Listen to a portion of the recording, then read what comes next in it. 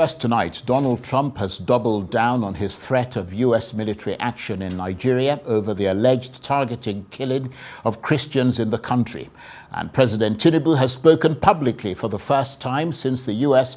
designated Nigeria as a country of particular concern.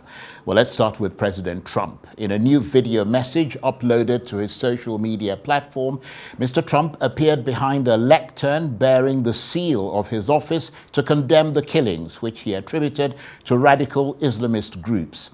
He again threatened immediate consequences if the Nigerian authorities failed to act decisively, and he warned that the U.S. would halt all aid assistance to Nigeria if the violence continues, adding that there would be hell to pay. He instructed the U.S. Department of War to prepare for possible military action, emphasizing that any intervention would be vicious and sweet. And he called on the Republican Congressman Riley Moore, who is an outspoken advocate of Nigeria's Christians, as well as Tom Cole, chairman of the House Appropriations Committee, to look into additional measures the U.S. might take and report back to him urgently. On October the 31st, Mr. Trump redesignated Nigeria as a country of particular concern in response to claims of a Christian genocide in the country. He threatened airstrikes or boots on the ground to wipe out Islamist militants in Nigeria. Meanwhile, President Tinubu has spoken publicly for the first time about the issue.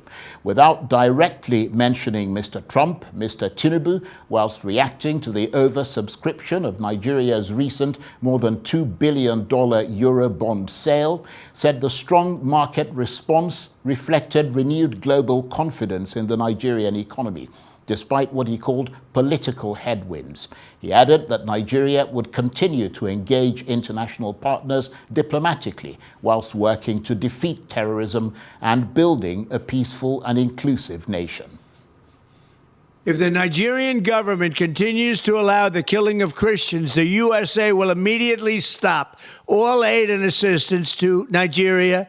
We're going to do things to Nigeria that Nigeria is not going to be happy about, and may very well go into that now disgraced country, guns a-blazing, to completely wipe out the Islamic terrorists who are committing these horrible, horrible atrocities. I'm hereby instructing our Department of War to prepare for possible action.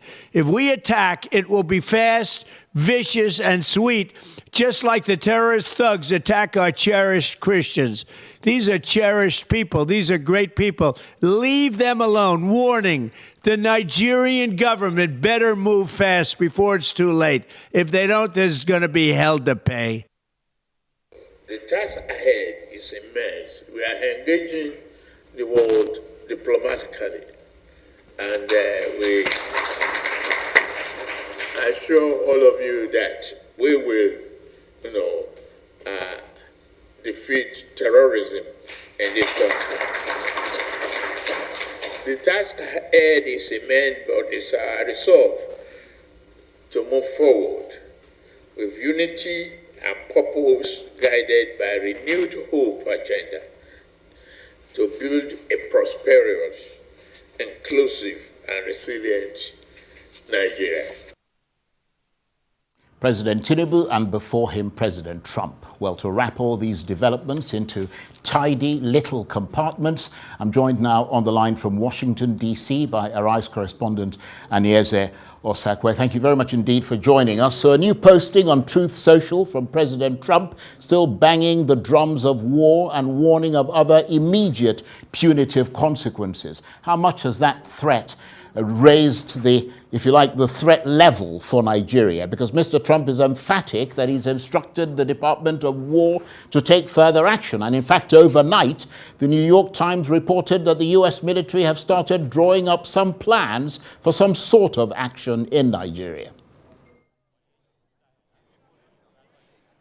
Absolutely. It's good to be with you, Charles. And I think that if there was a word to just sum up everything that you've said in your intro and the video that we saw from President Trump and this new reporting from the New York Times, the word is urgency. I mean, President Trump putting out this video essentially, in the early hours, Nigeria time, it was short. It was short and sweet, as he says, but he was essentially reiterating the comments that we'd heard from him in that initial Truth Social post that he did on Saturday. And what's interesting is that he almost repeated what he said in that Truth Social post verbatim.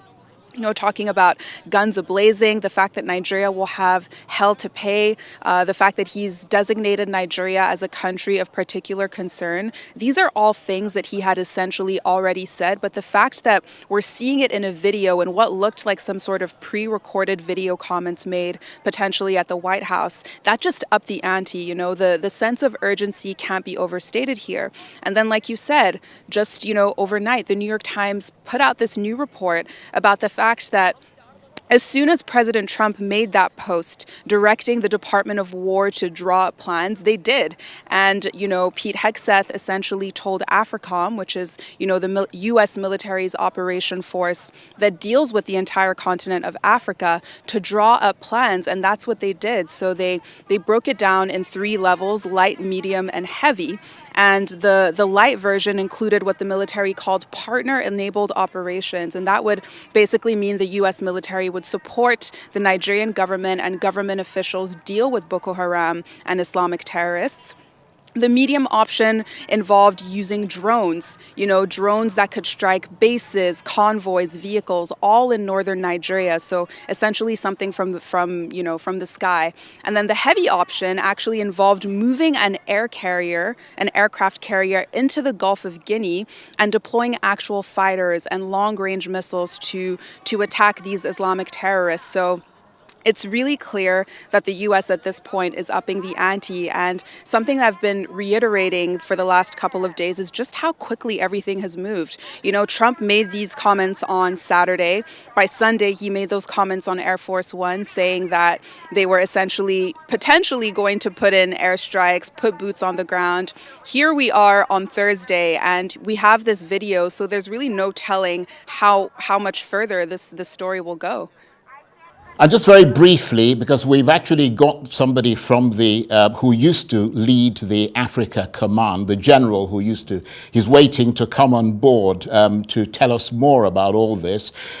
So far, the Nigerian engagement with the Trump administration on this issue has been described by critics as something of a train wreck. Do you share that assessment from what you've observed there in Washington? So I'm really glad that you asked this question, because being here, I've actually had the opportunity to try to reach out to the Nigerian embassy. We did that earlier today. And, I called the Nigerian embassy here in Washington, D.C. Someone did respond. I think it was some sort of, administrative person. And, I expressed interest in just speaking to some sort of representative. And he actually did put me through to who he said was the consular officer here in D.C. But the phone essentially rang and it went straight to voicemail. So I think that's somewhat telling of the fact that, either it's very possible that they could be busy in engagements, but it also could be representative of the fact that there might not even be a presence here. We reported that President Tinubu was planning to reappoint ambassadors and essentially, buttress our diplomatic presence around the world. But based on what I have seen here in D.C. and trying to reach out to the Nigerian embassy, my calls basically just went unanswered. So. Okay, well, for the moment, thank you very much indeed. Anieze Osakwe is a RISE correspondent talking to me on the line there from Washington.